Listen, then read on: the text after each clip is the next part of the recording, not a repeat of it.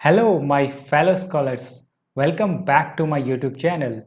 We have already trained a lot of image classification models, and this is the time to check out all the matrices which are applied for multi-class classification. Besides of talking about a lot of theory here, we are going to learn this with a real-time implementation. I have already trained two models for multi-class classification and we have the output report for both the models. Now we will write up our own function to figure out all these matrices for these two models and give a conclusive statement that which model is better based on all these matrices. So before we get into real-time coding, let's first check out these dataset. So I'm going to open the model 1 output first. So here is our model 1 output. If you see, this model is trained on an animal dataset and we have the actual label like chimpanzee, cow, dog in the second column, and then we have the predicted class which is coming out from the model, and in the last one we have the probability of that prediction. So as like this, we have in total 554 images on which we have tested this model, and all those it has generated the prediction. If you see over here, we have some wrong predictions also, like a chimpanzee was predicted as panda with a very high probability. Now this model we are going to compare with the model 2 output that is over here, and this is a similar file, and this file is also generated on the same testing dataset, but this is a different model. So we are going to write up the code for checking out all the matrices for these two models, and in the final we need to come out with a conclusive statement that which model performed better or which model we should move forward for production. We are going to check out all deeper aspects for these two models like precision, recall both in macro and micro level, and as well as F1 scores. So as like always, let's start the Jupyter notebook within this folder and start the coding. So here we are on our Jupyter notebook, both our Excel files as you can see over here. Let's start a new notebook for Python 3 and give it a name as model multi-class classification testing. Now let's import the basic libraries. Import pandas as pd, import numpy h np, import matplotlib dot pyplot as plt, and we will be needing seaborn. Import seaborn as sn. Let's see, all these libraries are available within the environment. Yep, we have. If you are getting some error over here, make sure that these libraries are installed. Just try pip install that library and you won't have any issues. Now the first thing first, let's load up that data in this notebook. So I'll be doing pd.read excel, and these two files are actually sitting within this folder itself, so I do not have to give the complete path. I can just do this file over here, and index column will be 0 because we already got the index within the Excel file, and here we are. So this is our Excel file. Now let's save this within a variable named as model 1 prediction or pred. So this is the first model predictions. Let's do the same for model 2. We will be doing 2 over here and over here. Now let's print the head of this data set. So let's do model 1 pred dot head. So first of all, let's create the confusion matrix for this multi-class classification. and that is very straightforward. We will be using the pd.crosstabs. So this is a kind of function which compares one column to another and check out how many entries are there. So it's quite straightforward. You have to first give the index column and then you have to give what you wanted to have as a column. So we will be giving the actual class over here, or the predicted class as an index, because we wanted to put predicted class on the lower side and actual class on the as in column names. So model pred dot predicted class, and then we will have model one underscore pred dot actual class. Once this is done, let's print this out. So you can see that confusion matrix had came in front of us, and this is very simple and single liner code to create a confusion matrix out of this dataset. So we have the predicted class on this side and we have the actual class on the upper side.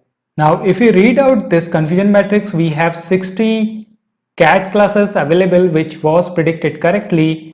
There was one dog which was incorrectly predicted as cat, and there were 3 lion images which were incorrectly predicted as cat.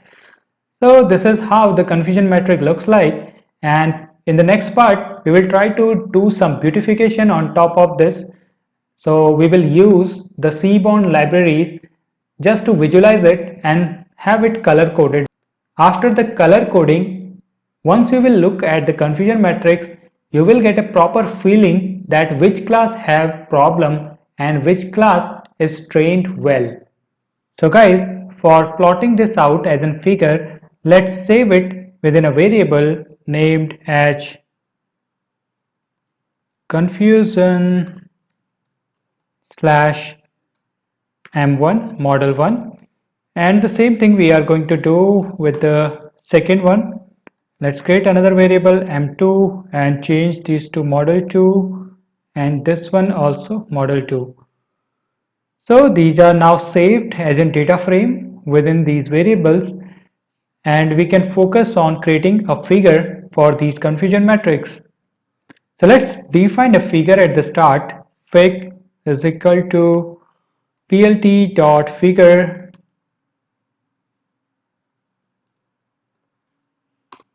and let's give a fig size 17,5. Now we want to create some subplot within that figure. So let's define two subplot. Ax1 is equal to plt.subplots, and this we wanted to put at the first index. We'll have one row, two columns, and this is going to the first index. So we can give as in 1 to 1, and here we can put up a plot seaborn dot plot seaborn dot heat map, and within that heat map we can give this complete confusion matrix. We have to show data on top of that, so we have to put up a note is equal to true. I especially like the CMap blues because it looks better, and we have B capital over here, PLUES. Let's see how it is looking like. So here you can see this is the confusion matrix of the first model. So we can easily see that the panda is the class which is having issues, and it got predicted very highly, and it has a confusion with the chimpanzee. So this model is actually confused with chimpanzee and panda. Not sure why it is so. Now let's put up the another model results. So ax2 is equal to plt dot subplot, and here we are going to put up in the second index, and we have heat map. We'll just copy this part over here. Instead of m1 we will give m2. Now let's run this. Let's give some title to these two subplots. So we can have ax1 dot set title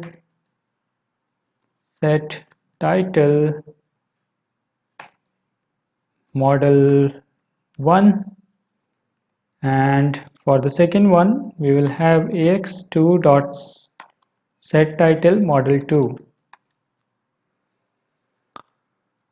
Yep, run this and see.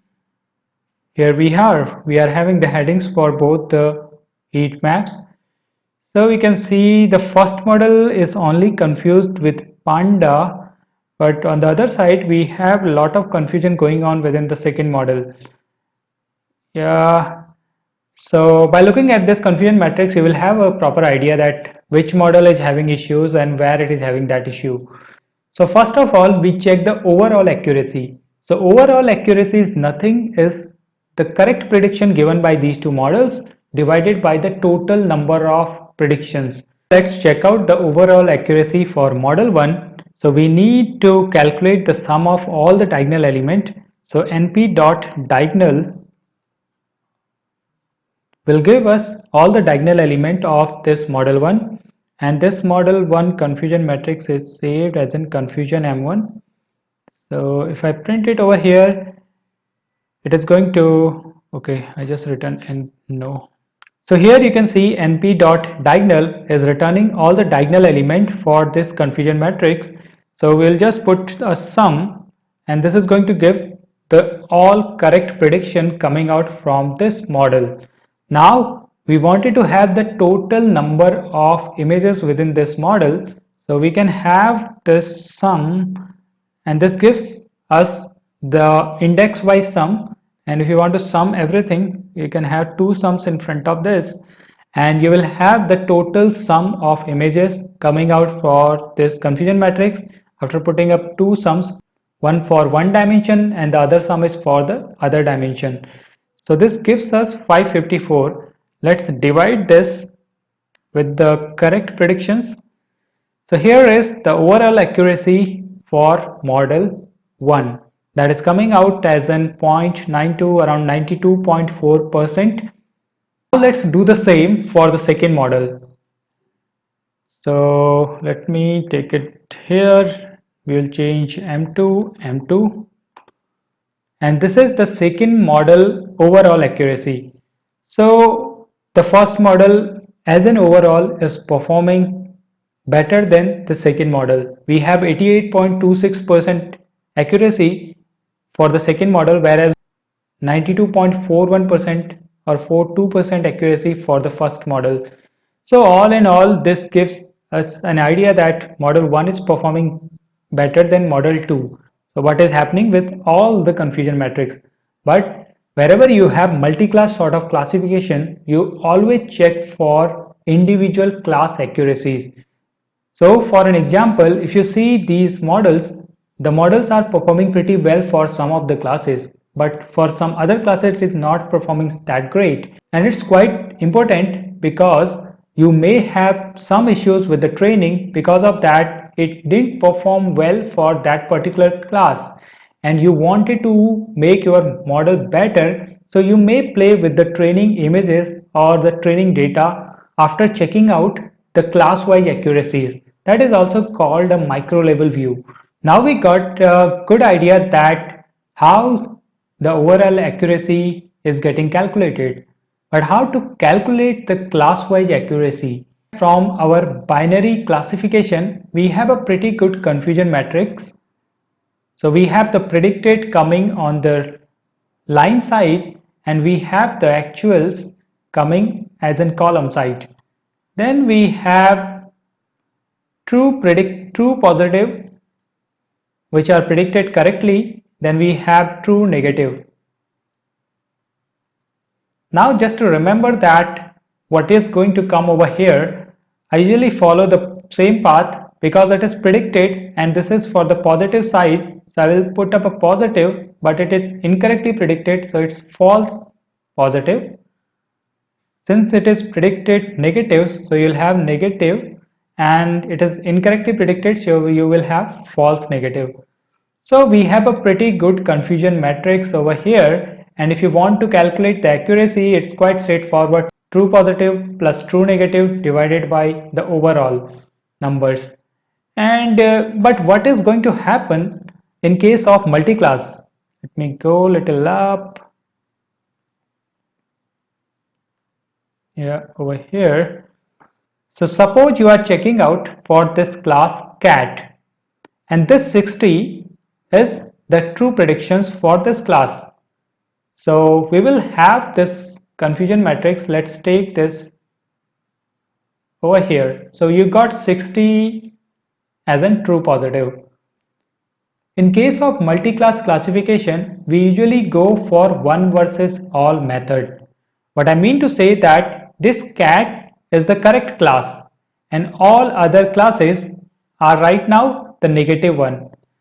Recall your confusion matrix in case of binary classification. You have positive, you have negative, you have predicted over here, and you have actual over here.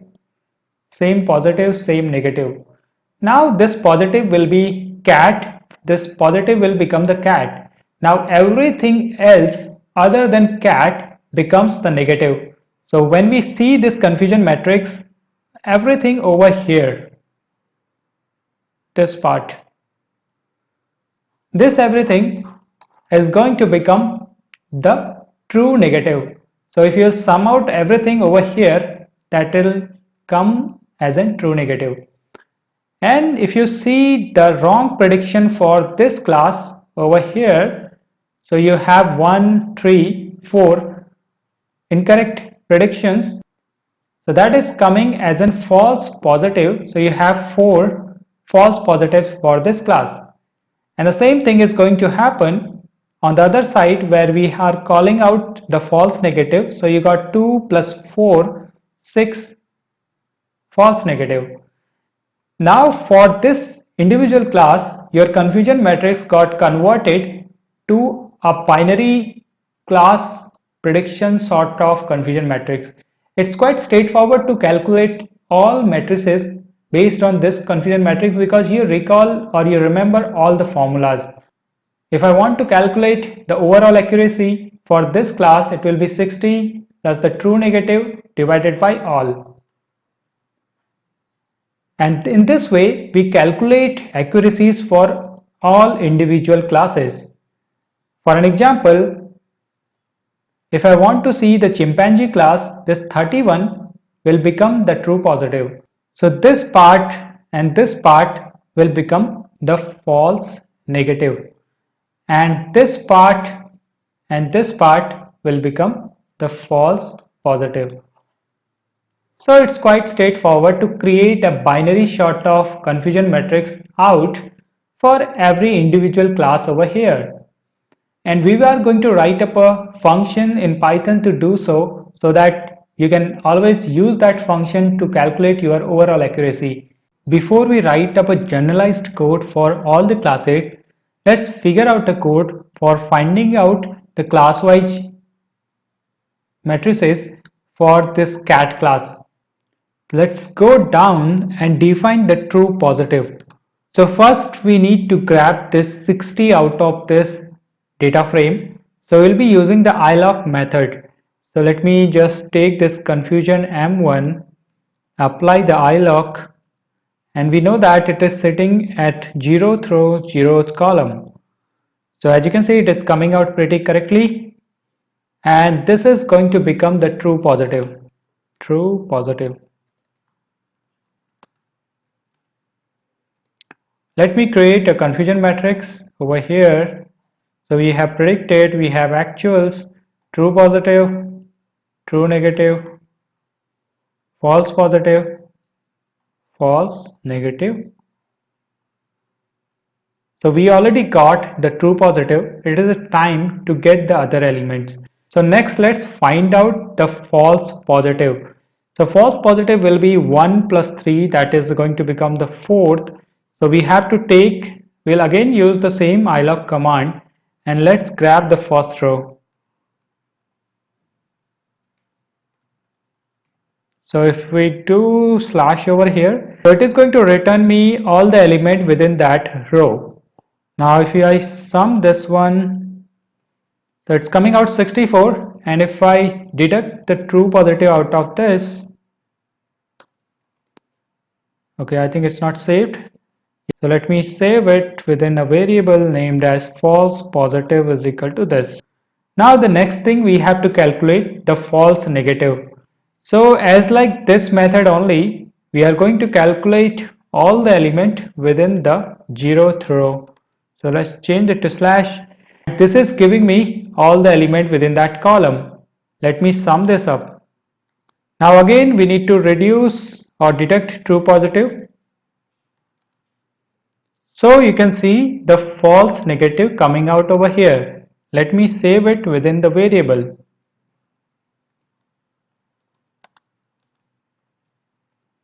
As we have calculated all three elements, let's figure out the true negative. So the true negative will be sum of the complete confusion matrix minus all these three. So I am going to put up the double sum, which gives me the total element minus true positive, false negative. So here we have the true negative, and this is always going to become a very big number because all the other classes are true negative now. Let me save it. So now you have all four elements of this confusion matrix. So let's calculate the accuracy first for this individual class. So the accuracy will be true positive plus true negative divided by the total sum.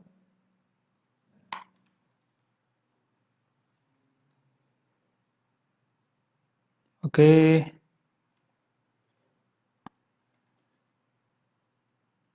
Let me just pull it out and print it out. So here is the accuracy for this first class, and we got around 98% class accuracy. It seems like our model is performing pretty well for this cat class. Now the next thing we are going to calculate is the precision. The precision is true positive divided by true positive plus false positive. Let's do that. True positive divided by true positive plus false positive. So here is our precision, and the next we are going to calculate the recall, that is true positive divided by true positive plus false negative. So let's do this. So here is class-wise precision and class-wise recall. Let's put it over here.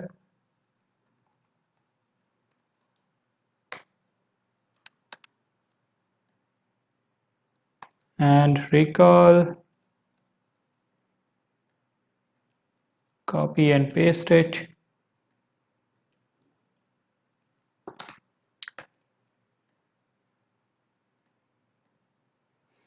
Now the last part is the F1 score. So F1 score is always the harmonic mean of precision and recall, and the straightforward formula is 2 multiplied by precision multiplied by recall.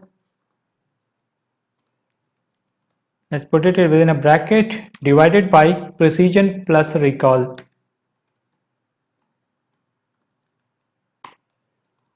And here is our F1 score.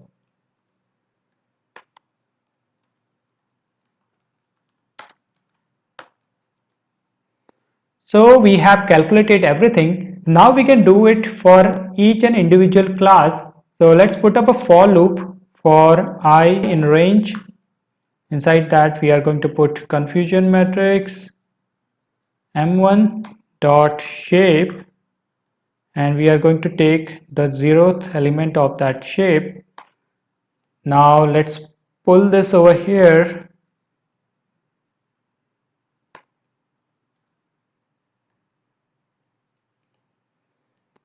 and run it for everything.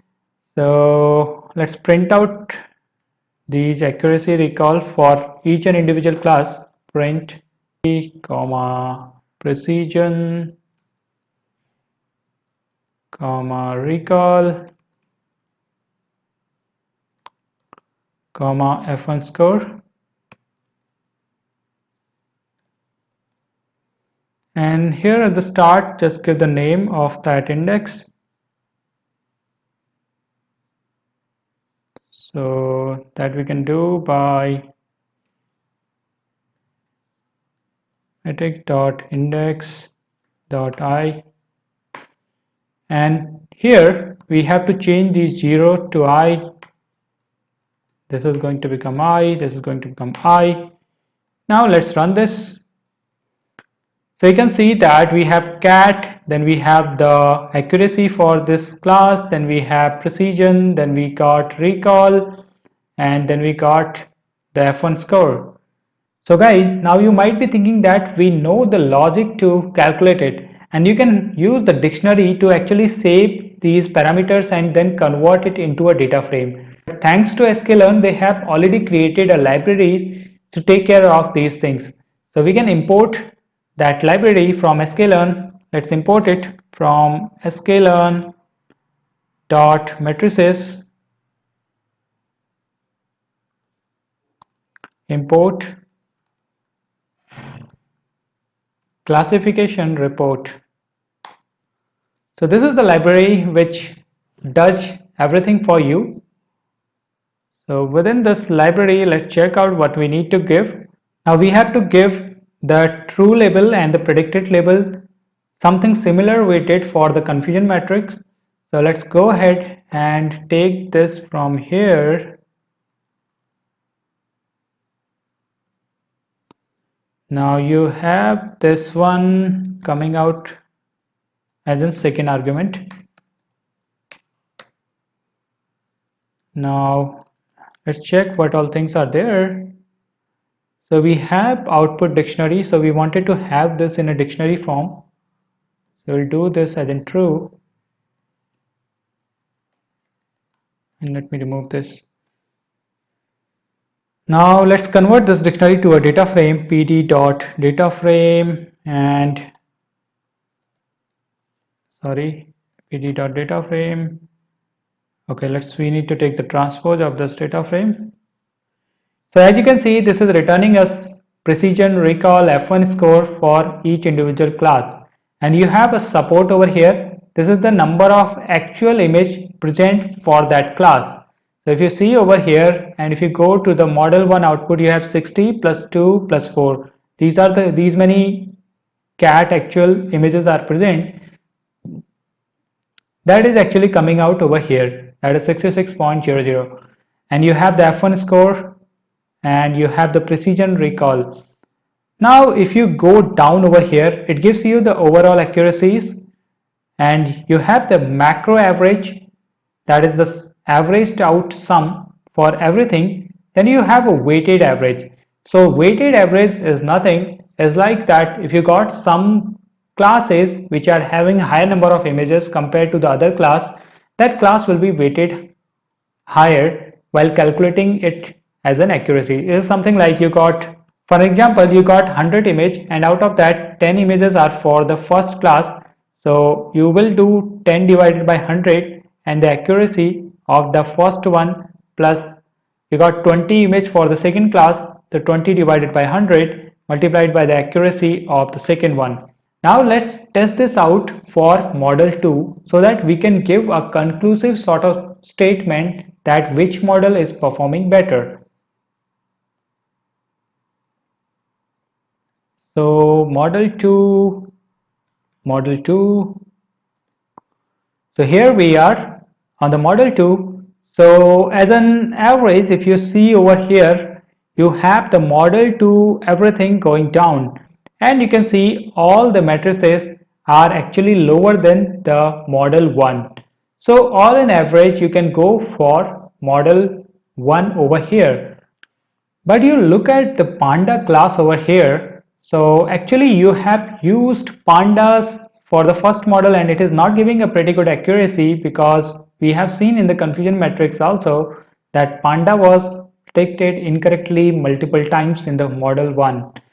So we see the Precision is not so great. Recall is okay, but F1 score is pretty low. It is 0.82. Whereas for the second model, if you see the Panda, you have a better precision, but the F1 score is pretty high compared to the first model. So to say, for this individual class, you can take the second model prediction, and for all other classes where your first model is performing better, you can take the prediction out from the first model. So this is an advantage. You can have some ensemble between these two models and get a better accuracy in overall.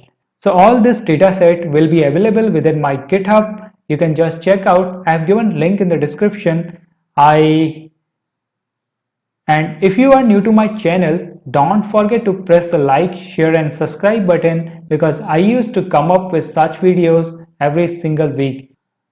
And one more thing to call out over here, I'm also going to talk about the ROC and AUC curves for multi-class classification in couple of upcoming videos. So stay tuned. I will catch up with you in my next video. Till then, bye bye and take care.